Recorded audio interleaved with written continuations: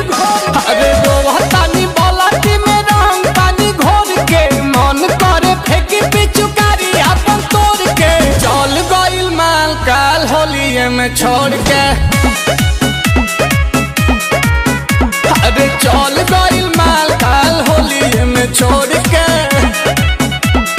कहाँ गिरऊ अरे होलहरी जरावे खाती आवत रहे भोर के मिलहला के बाद जाते रहे हुआ जोड़ के चल गइल माल हो बंगाल काल छोड़ के। अरे चल गइल माल हो बंगाल काल छोड़ के। कहाँ गिरऊ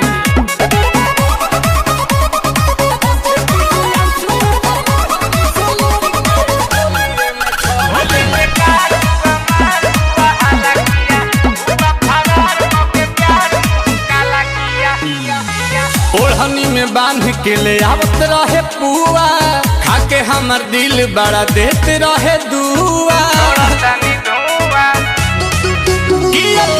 खइलो के बाद नहीं भूख लगे हमरा अभी एगो बतिया के दुख लगे। अरे गुरु ताकि नात रहे पैसा बटोर के गुरु ताकि नात रहे पैसा बटोर के चल गइल माल काल होलिये में छोड़ के। अरे चल गइल माल काल होलिये में छोड़ के।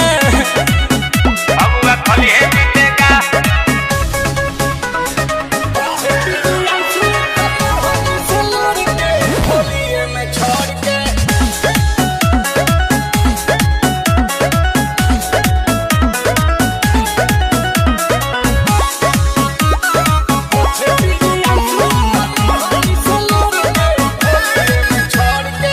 रंग नील कमल के होता जियान हो मर्द के संगे होली खेलतिया जान हो। हम कैसे मनाई अपना आप के आंसू गिरता रे आंसू पाछा ताप के।